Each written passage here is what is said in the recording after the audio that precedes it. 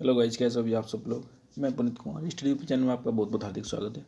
चलो दोस्तों, जैसा कि हम लेकर चल रहे थे भी आपके लिए यूपी टेट 2021 की पर्यावरण की क्लासेस, ठीक है। जो कि मैंने कहा था कि हम कोशिश करेंगे कि 15 दिन में आपको जो इन्वायरमेंट का सिलेबस है यानी कि ईवीएस है या पर्यावरण है वो आपकी बुक कंप्लीट हो जाए, ठीक है गाइज। तो हम उसी के लेकिन चल रहे हैं। और ये जो क्लास नंबर आज क्लास नंबर 4 है, जिसमें कि हमने 2 चैप्टर आपको 3 क्लासों में कंप्लीट करा दिए हैं। और क्लास नंबर 4 क्या कहती है, जो कि बहुत ही महत्वपूर्ण है और यहाँ से कम आपके कई क्वेश्चन यहाँ से देखने को मिलेंगे। ये है दोस्तों आपके पर्यावरण से संबंधित अति महत्वपूर्ण संगठन, यानी कि जितने भी पर्यावरण में संबंधित संगठन होते हैं उनके बारे में यहाँ पर दिया गया है, ठीक है गाइस। तो हम बारीकी से ध्यान करते हैं।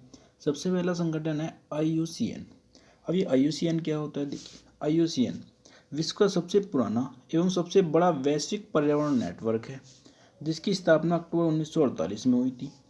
और यह वर्ल्ड कंजर्वेशन यूनियन के नाम से भी जाना जाता है। किस नाम से जाना जाता है दोस्तों, ये वर्ल्ड कंजर्वेशन यूनियन के नाम से जाना जाता है। इसकी स्थापना अक्टूबर 1948 में हुई थी और यह विश्व का सबसे पुराना एवं सबसे बड़ा वैश्विक पर्यावरण नेटवर्क है। इसका मुख्यालय आपका ग्लैंड यानी कि स्विट्जरलैंड में है, जो कहाँ पर है, जिनेवा के निकट है, ठीक है गाइस। इसका मुख्यालय कहाँ पर स्थित है अभी, ग्लैंड स्विट्जरलैंड में है और जो जिनेवा के निकट है। अब इसके बारे में क्या कार्य होता है हम वो भी जान लेते हैं। IUCN में सरकारी संगठन और गैर सरकारी संगठन यानी कि NGO दोनों सदस्य होते हैं। 200 से ज़्यादा इसमें सरकारी संगठन है और जबकि 1000 से ज़्यादा इसमें गैर सरकारी संगठन IUCN के सदस्य हैं। जैव विविधता का संरक्षण अर्थात पौधों एवं पशुओं को लुप्त होने से रोकना एवं प्राकृतिक क्षेत्रों को नष्ट होने से बचाना ही IUCN का मुख्य कार्य है। इसलिए यह संकटग्रस्त जीव जंतुओं की एक सूची जारी करता है, जिसे हम क्या कहते हैं, रेड डाटा बुक कहते हैं, ठीक है गाइज।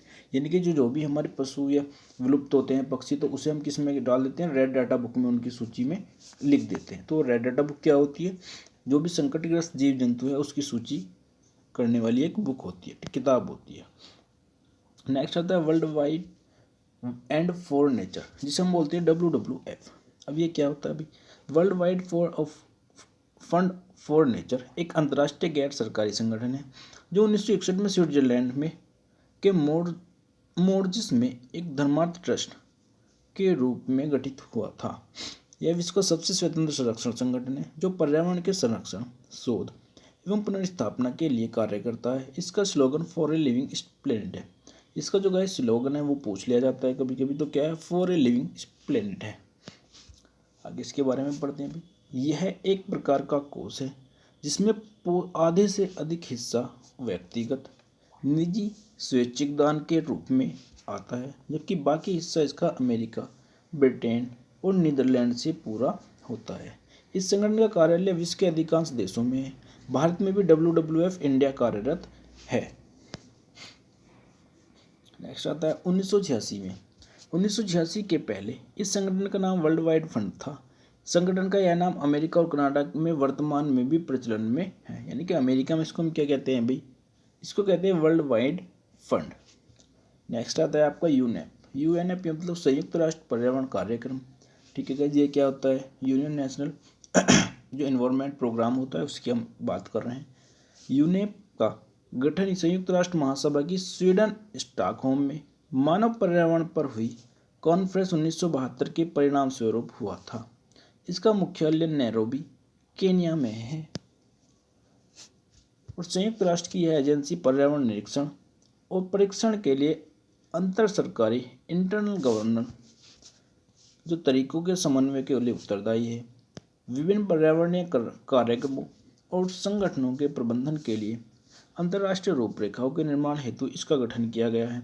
उदाहरण के लिए हम कह सकते हैं कि 1988 में जलवायु परिवर्तन पर अंतर्राष्ट्रीय पैनल IPCC का गठन विश्व मौसम विज्ञान संगठन WMO और UNEP ने मिलकर ही किया था।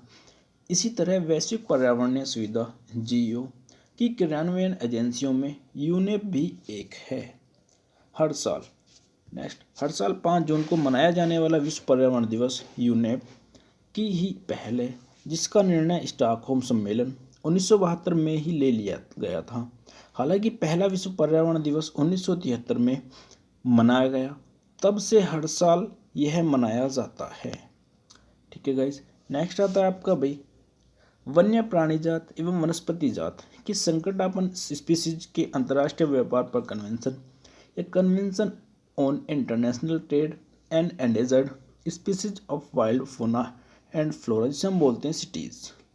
1960 के दशक में ही वन्य जीवों और पौधों के नियमित और अवैध व्यापार से उत्पन्न हुए संकटों पर चर्चा प्रारंभ हो गई। इसके फलस्वरूप 1963 में IUCN के सदस्यों के सम्मेलन में साइट्स का ड्राफ्ट तैयार किया गया। साइट्स मतलब 1973 में विभिन्न सरकारों के बीच एक अंतर्राष्ट्रीय करार के फलस्वरूप साइट्स अस्तित्व में आया, जो 1975 से प्रभावी हुआ। इसे वाशिंगटन सम्मेलन भी कहा जाता है। साइट्स को कब प्रभावी हुआ था? ये 1975 से प्रभावी हुआ था और 1973 में क्या हुआ था? इसमें अंतर्राष्ट्रीय फलस्वरूप साइट्स अस्तित्व में आया था और इसे वाशिंगटन सम्मेलन भी कहा जाता है। साइट्स का जो मुख्यालय है गाइस वो जिनेवा स्विट्जरलैंड में, इसका प्रशासन यूनेप द्वारा देखा जाता है। साइट्स का उद्देश्य वन्य जीवों के अवैध व्यापार को रोकना है, यानी कि जो वन्य जीव होते हैं उनका जो अवैध व्यापार चलता है उसे रोकना ही किसका काम है? साइट्स का काम है। कब आया था ये अस्तित्व में? 1975 में आया था। इसे वाशिंगटन सम्मेलन भी कहा जाता है। ठीक है गाइस। नेक्स्ट आता है आपका जलवायु परिवर्तन पर अंतर सरकारी पैनल IPCC। जलवायु परिवर्तन पर अंतर सरकारी समिति IPPCC एक वैश्विक संस्था है जिसका कार्य मानवीय गतिविधियों से जलवायु परिवर्तन के खतरों का मूल्यांकन करना है। इस संस्था का गठन वर्ष 1988 में संयुक्त राष्ट्र की दो संस्थाओं विश्व मौसम विज्ञान संगठन WMO और संयुक्त राष्ट्र पर्यावरण कार्यक्रम यूनेप के द्वारा किया गया था। इसका मुख्यालय जेनेवा में है। IPCC की पहली विस्तृत रिपोर्ट 1990 में जारी की गई थी, जबकि 2014 में इसकी 5वीं रिपोर्ट 5th असेसमेंट रिपोर्ट जारी की गई थी। ठीक है गाइस। नेक्स्ट आता है पृथ्वी सम्मेलन 1992 अर्थ समिट 1992। पृथ्वी शिखर सम्मेलन का आयोजन स्टॉकहोम सम्मेलन की 20वीं वर्षगांठ मनाने के लिए 1992 में ब्राज़ील के शहर रियो डी जनेरियो में किया गया था, इसलिए इसे रियो डी सम्मेलन भी कहा जाता है।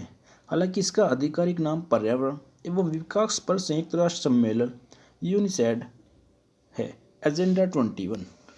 पर्यावरण के लिए एजेंडा 21 क्या है गाइस, इसे भी हम जानते हैं। एजेंडा 21 इसमें संख्या क्या होता है? एजेंडा 21 इसमें संख्या 21वीं शताब्दी को दर्शाती है। यह सतत विकास से संबंधित एक कार्य योजना एक्शन प्लान है जो विश्व के सभी क्षेत्रों में पर्यावरण संबंधी कार्यों को करने के लिए एक समग्र ढांचा प्रदान करती है। जैसे जैव विविधता पर सम्मेलन CBD, कार्टाजेना जैव सुरक्षा क्या है? ठीक है गाइस। कार्टाजेना जैव सुरक्षा प्रोटोकॉल 29 जनवरी 2000 को जैव विविधता पर सम्मेलन CBD के पक्षकार पार्टीज देशों ने कोलंबिया के कार्टाजेना नामक स्थान पर एक पूरक समझौता किया, जो जैव सुरक्षा पर एक पूरक समझौता कहलाया। 11 सितंबर 2003 को यह समझौता प्रभावी हुआ। आधुनिक जैव तकनीकी बायोटेक्नोलॉजी के प्रयोग से उत्पन्न होने वाले संभावित खतरों से जैव विविधता की रक्षा करना इस प्रोटोकॉल का मुख्य उद्देश्य है। इसके अलावा मानव स्वास्थ्य और पर्यावरण को भी इस हानि से बना है। यह प्रोटोकॉल विभिन्न देशों के बीच जीवित संवर्धित जीव LMO के आयात निर्यात की प्रक्रिया और सुरक्षा संबंधी मानक तय करता है। नेक्स्ट है गाइस, इसमें आपका नोट। जीवित संवर्धित जीव LMO सामान्य अर्थ में आनुवांशिक संवर्धित जीव GMO ही है, यानी कि LMO और GMO की यहाँ पर बात की गई है। तो ठीक है गाइस, ये क्लास आपकी यहाँ तक ही है अभी। अब जो CBD बचा है उसके बारे में हम नेक्स्ट आगे वाली क्लास में पढ़ेंगे भाई। ठीक है, काफ़ी बड़ा टॉपिक है, तो CBD के बारे में बाकी हम डिटेल से कल जो क्लास होगी उसमें पढ़ेंगे। ठीक है दोस्तों, तो आज की क्लास यहाँ तक ही है।